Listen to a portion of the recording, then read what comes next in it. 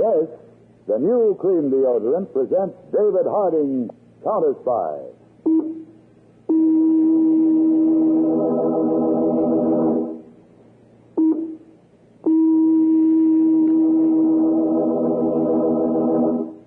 Washington, calling David Harding, Counterspy. Washington, calling David Harding, Counterspy. Harding, Counterspy, calling Washington.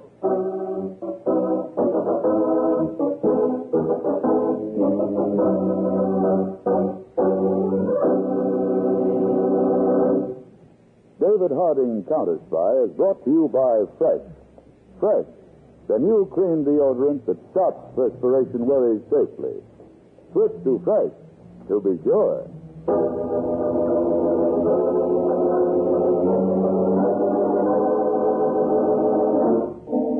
2 weeks ago, Charles Pierce, a man in his early 30s, immaculately dressed, slight, with piercing eyes, stood in the hallway of a large gray stone apartment building in Baltimore. With him was a young woman, Dora Lester. I do not feel this is good, Charles. It's the biggest opportunity we ever had, Dora. You have never met this man. Oh, I know all about him now. He was in command. There's a very strange in my stomach. A woman's intuition. That's enough. We're paid well to take chances. You do not think this is a trick? You have your gun? Always. But I won't need it, Dora. It's a great honor to meet him. His espionage work is known all over the world. For 2 years, he was in command of all Gestapo agents in Spain. Well, Mr. Burley? Yes, we received a message to come here. When? Day before yesterday. We were in Boston. Come in. Come over to the table. Just sit down, please. Now, you will establish your identity. Now, this is my lady friend, Dora Lester. She worked with me under Hunt. Just a moment. Remove your hat, Dora. Why, yes. Uh-huh. This picture's a very good likeness of you. You've got a picture of me? When was it taken? The important part is that it was taken for identification. So you used the name Charles Pierce. You wish some identification, Mr. Burley? Unnecessary. I was standing unobserved right at the desk of the hotel when you signed in last night. Wanted to see your handwriting. Well, no wonder, Mr. Burley, you're famous for your precautions. From now on, you two will take orders from me. Come along. May I ask where we are going? To the 8th floor balcony of a certain building. You'll be very surprised at what you see.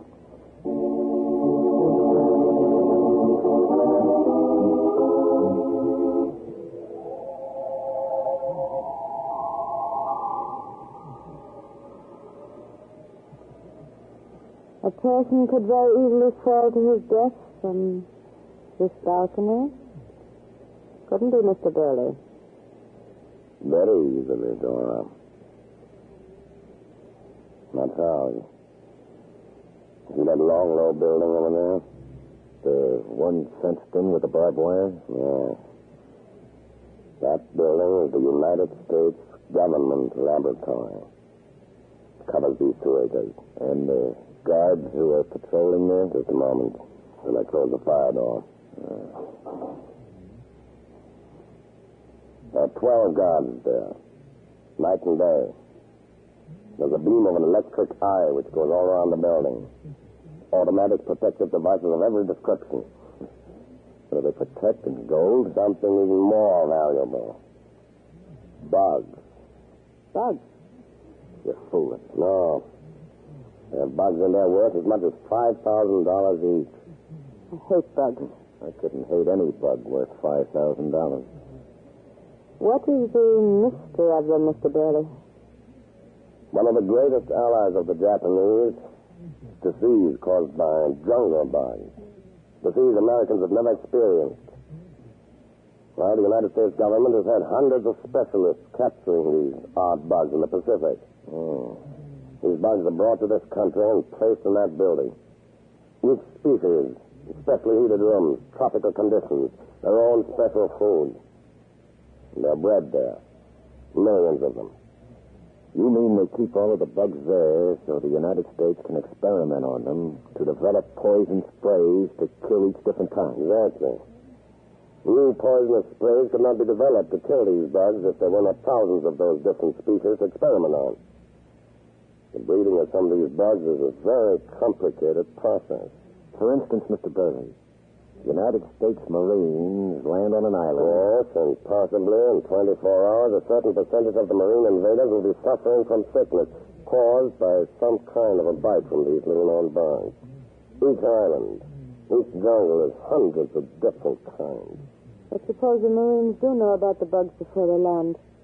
What can they do about it? If a certain poisonous spray has been developed, effective against the type of bugs they know they will encounter, American planes fly over the island with thousands of gallons of the spray. Spray the jungles, many of the bugs will be destroyed. No wonder those bugs in that laboratory are valuable. But the way that laboratory is guarded, it would be impossible to get near it or destroy the bug. Impossible for anyone but me. See that building just at the end of the laboratory? Yeah? That is a scientific library.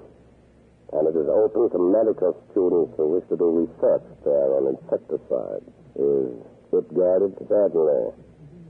The guard at the door. He searches everyone when they enter or leave. The guard's name is Connors. Connors. In the evening when he's off duty, Connors often drinks beer down the street over at that restaurant with the sign. Yeah. You have to meet him. Find out what his hobbies are. What he eats. What he likes. Then report to me that telephone.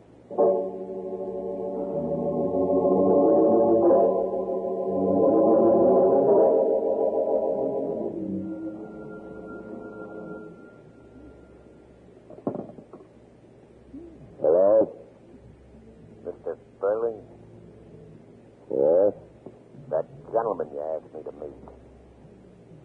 Yes? I've become quite friendly with him. His hobby is, dogs. Dogs? Yes. He talks about them by the hour. Very interesting. What shall I do? Come to my apartment at 11 tonight. When we visit the scientific library again tomorrow, I will have had something planned.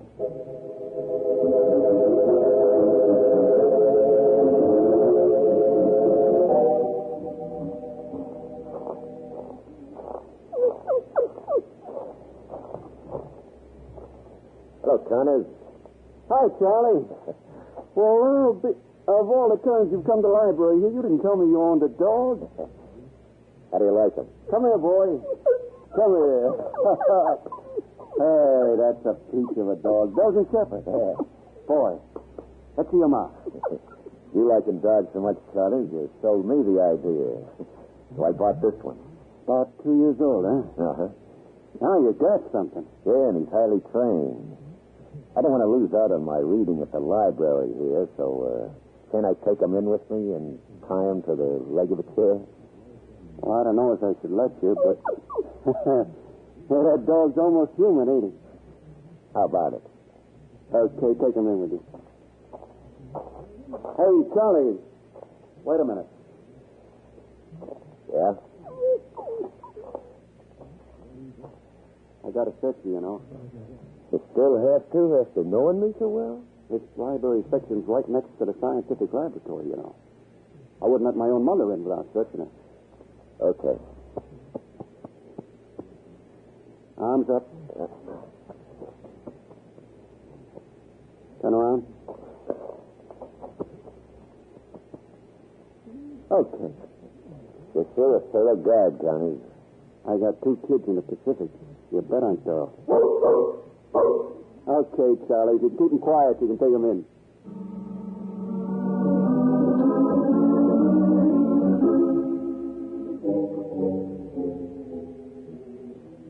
You know, Dora, this dog doesn't like Mr. Burley's apartment here.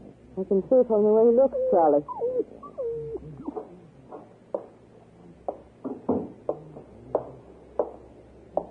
Now, Charles. Yes, sir? For 3 weeks now, you've been taking this dog into the library next to the laboratory. You sure the guard likes the dog? Connie's crazy about it. That ammo potassium I gave to the dog. Really made him look good and sick. Oh, yeah. His nose was hot and dry, his eyes glassy. Hmm? And you did not bring the dog's apparent sickness to the attention of Thomas. Oh, no.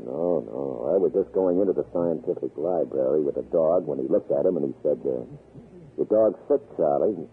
Give him sulfathioxole. And if I was you, I'd put a blanket on him for a couple of days. Keep him bundled up. Perfect. So the guard himself suggested the blanket. Sure did. Wonderful. Easy, boy, easy. Come here. It's our big moment, Charlie. The climax. Now, this pentolite. Tenor. What's that? It's an explosive more powerful than TNT. Explosive? That's right. And a little time watch. That'll set it off. You will throw the explosive and the time watch right into the underside of the dog's blanket. Well, You'll walk into the library with a sick dog that the guard Connors has got a weakness for. He'll search you. But with his type of mind, you'll never think to feel under the dog's heavy blanket. Because he himself suggested the blanket. Yeah. But what about me? You'll tie the dog to a leg of a chair in the library. The time watch will set the charge off at exactly 11. At 5 minutes of 11, make an excuse. Walk out. Disappear. A dream is such a thing. I'll blow the library and the laboratory with all its expensive bugs off the face of the earth. It'll take them years to collect and breed new ones. It seems like the dog knows what's going on. Tomorrow morning, Charles. Take the dog in a taxi cab. Drive right to the laboratory. You'll have enough explosive wrapped around him to blow a city to kingdom come.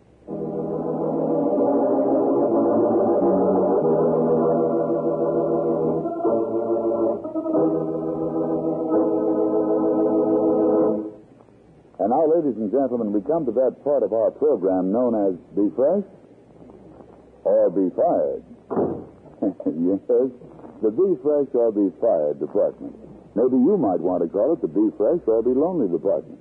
Well, anyhow, it's a quiz corner where a fresh answer is always welcome. First question. Why do you refer to 4 o'clock in the working day as the time when you're apt to come up against the deodorant deadline? And the answer? Because when you're working, an embarrassing deodorant failure is more likely to happen toward the day's end. When you're out on the date at night, 10 o'clock is another sort of 0 hour.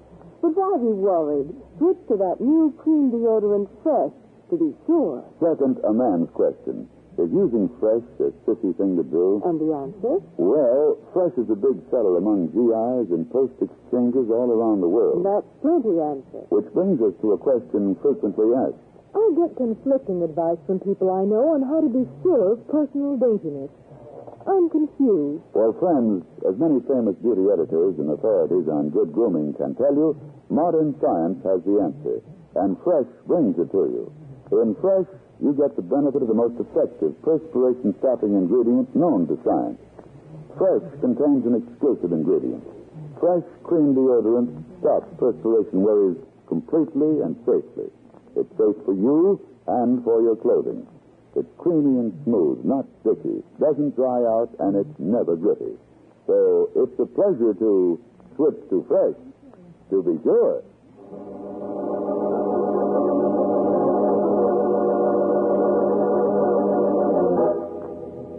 Back to David Harding, Counterspy.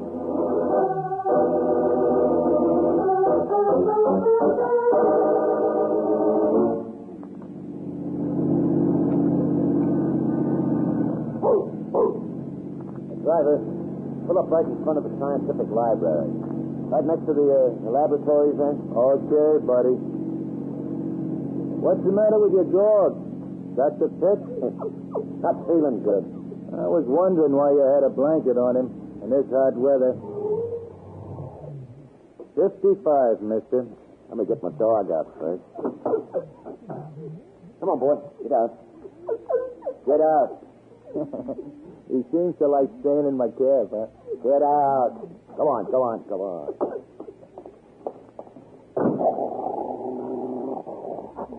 Hey, I guess he sees the big dog the woman's got over there. Got change of $1? Oh, sure. I guess the big police dog over there don't like your dog. Stop it, stop it. Hey, that woman's having trouble holding her dog. Hey, hold on to your dog. Don't bring him over here. There's gonna be some action. Hey, hold on to that dog. Boy, come here, come here. You're too late, mister. Well, you gotta hold that dog. Come on, boy. Come here. He's lost him.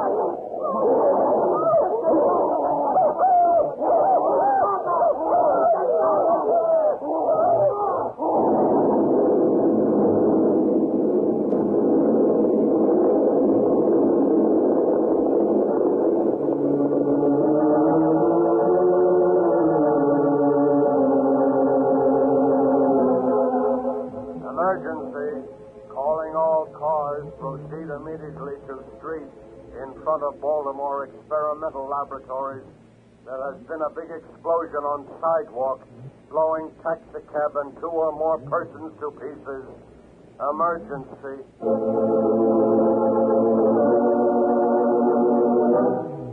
Harding speaking. All roaming Washington Counterspy investigators leave for Baltimore immediately. Emergency. Explosion in front of government laboratories.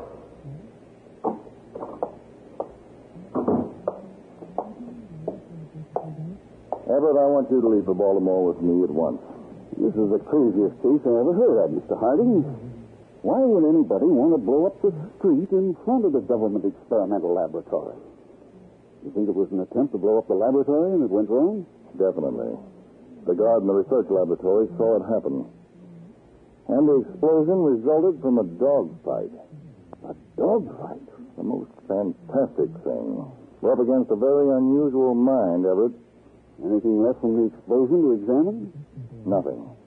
The man who had one of the dogs, the woman who had the other dog, the taxicab driver, all were blown to bits. It was a terrific explosion. As soon as we reach Baltimore, we'll set up a thorough investigation.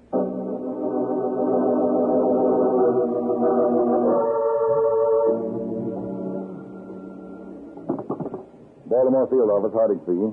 We located the kennels, Mr. Harding, where the dog was bought. The man came in and bought the dog without leaving his name or address.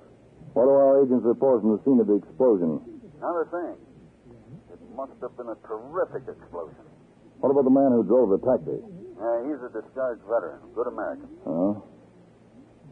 Well, Everett, this is one of the most uniquely conceived plots. There just isn't any starting point. Let me think a minute. We've got to find the starting point. These agents will make another attempt to destroy that laboratory. What are your orders, sir? Enemy agents had a dog.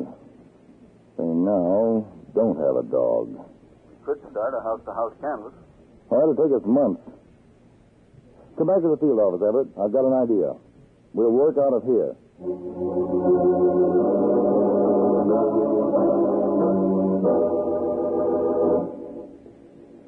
I'm feeling very nervous, Mr. Briley.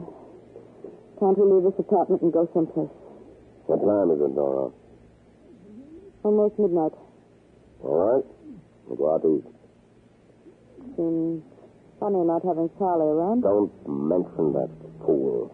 He bungled my whole plan. Have the newspapers said anything about this explosion? Just one little item. The government must have clamped down at censorship. You're going to try some other way to destroy the laboratory? Of course. But this time I'll do it myself. You're rather pretty, Dora. I like you, too. Who's that? You don't suppose Charlie really wasn't killed? Oh, strange this time of night. I'm frightened. Stop it. I didn't leave one possible clue. Yes? Are you Mr. Burley who lives here? Yes? I'm David Harding of the United States Counterspies. This is one of my agents, Mr. Everett. May we come in, Mr. Burley? Why, yes, come in. This is Miss Dora Lester, a friend of mine. How do you do, Miss Lester? This is Mr. Everett. How do you do? Miss Lester? May I ask why you're called, Mr. Harding? Well, 3 days ago, Mr. Burley, there was a dog which caused an explosion in front of the Baltimore Scientific Laboratory. Why, that's strange. Yes. Very strange, Mr. Burley. In fact, peculiar. These are government orders. Neither one of you is to move. Just a minute. A whole minute at all. I'm frisking you. No gun. Everett, take Miss Lester. No gun either. Mr. Harding, your attitude is uncalled for. Mr. Burley, my men have been covering Baltimore. Restaurants, meat markets, pet shops, formulas, everything.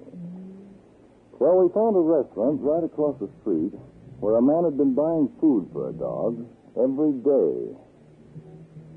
He hasn't bought any such food for the last 3 days.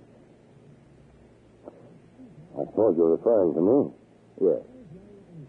Well, what am I supposed to say? You're supposed to do some pretty tall explaining. Where is your dog, Mr. Burley? He died. Oh? He didn't die by being blown to bits, did he, Mr. Burley? No. My dog died a natural death. I see. Well, when a dog does die a natural death, of course, there's always the body. Isn't there? Why, yes. Where is your dog's body, Mr. Burley? Well, I was very attached to him. I took him and buried him in the country. Suppose you show us where. At this time of night? Yes. All right. Must I drive out, too? I'm afraid, Miss Lester, you must.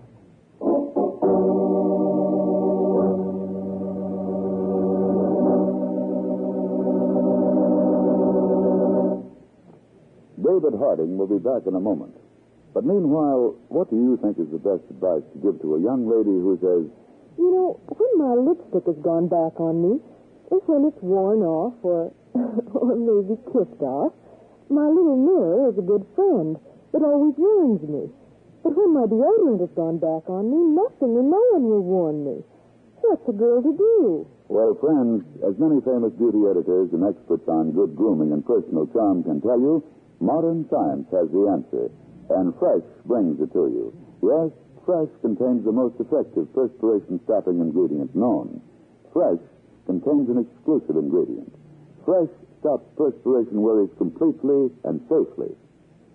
Ladies and gentlemen, each and every one of you, someday, sometime, may reach your deodorant deadline. The deodorant you are using may suddenly stop working. Why take chances? For lasting protection, switch to Fresh. To be sure, that's Fresh. Fresh.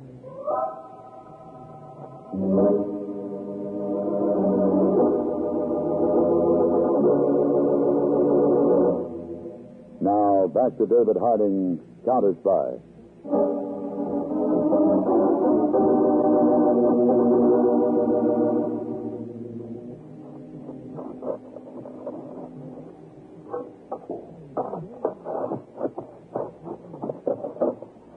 Would you like me to help your ravens in the digging, Mr. Harding? They're doing all right, thank you, Mr. Burley. I'll just switch the beam of the searchlight, Everett. I feel like I'm going to faint. Keep so off. You evidently don't believe me about burying my dog here, Mr. Harding. I'm afraid I don't, Mr. Burley. Look, Mr. Harding. There is something down there. What? Everett, dig a little more right there.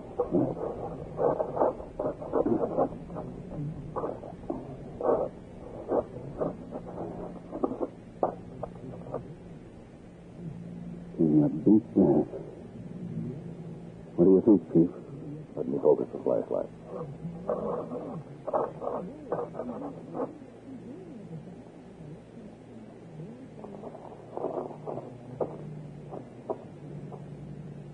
Mr. Burley, I apologize. Well, let's forget it. I thought your whole story of burying your dog here was preposterous. Well, I've had a dog for quite a while. 3 days ago, he got taken with cramp. Died before I could get a doctor. I felt so badly, I brought him here and buried him in the field. Miss Lester, we owe you an apology also. I'm so nervous and upset, frightened me so that where you came into the apartment. We do make mistakes sometimes, and this is one. Well, we'll just have to start from the beginning again. Look for another clue. I'll arrange immediately, Mr. Burley, for one of my agents to drive you and Miss Lester back to your apartment.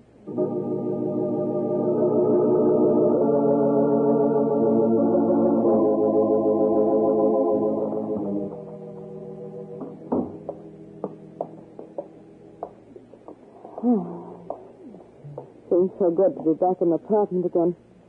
The fool driver running out of gas. All over being upset from your experience tonight, Dora? Yes, Mr. Burley, I guess so. Everyone makes mistakes, you know. Even Mr. Harding. He'd be a very charming man. I don't see how you ever found in that darkness where you buried that dog. Oh, that was simple. That was a dirty trick you pulled on me, Burley. I'm not in the habit of telling everyone everything. If you could have told me that you killed another dog and buried him out there. How do you think I felt all that time when you were claiming you didn't? I was thinking as soon as you got out there would be any dog's grave and you'd be caught. You might as well learn to trust my judgment. Now go into your room and get cleaned up. We'll go out to a restaurant and get something to eat. Charles used to tell me everything he was doing. And Charles spoiled my whole plan and got himself blown to pieces. Just the same, we had fun together and we... Get your hands up, both of you. What's the meaning of this? Put your hands out. These cuffs are going on you. Wait a minute. I can explain. You've already done your explaining, Burley. I hoped you wouldn't suspect anything when my agent pretended to run out of gas while bringing you two back to the apartment.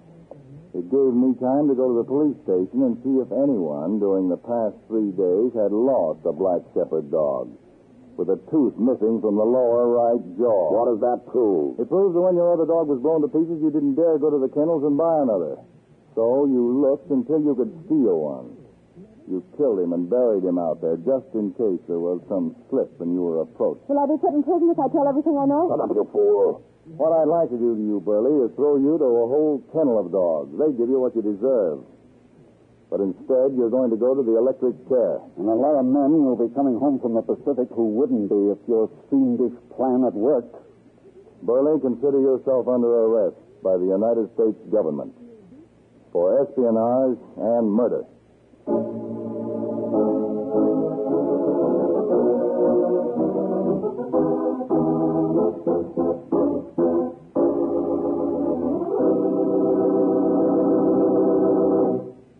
And now here is Mr. Harding to tell you about next week's case. I have before me a report of a German minesweeper which has just sailed into an Atlantic port and given itself up.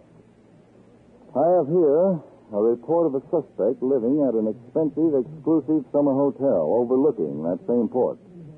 This girl has recently fallen in love. And here's a report of a body just found in the same harbor. All these things don't happen like that unless they're carefully planned. This case is an emergency. We're leaving to investigate it immediately. Here's a startling, exciting account of this case. Wednesday, August 1st, same time, same station. David Harding, Counterspy.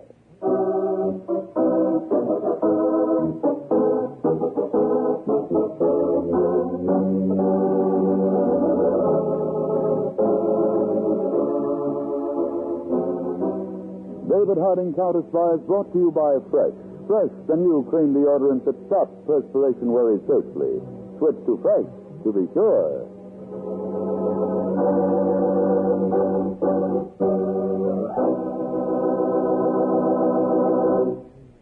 David Harding Counterspy is a Phillips H. Lord production for Fresh, the new cream deodorant. This is the American Broadcasting Company.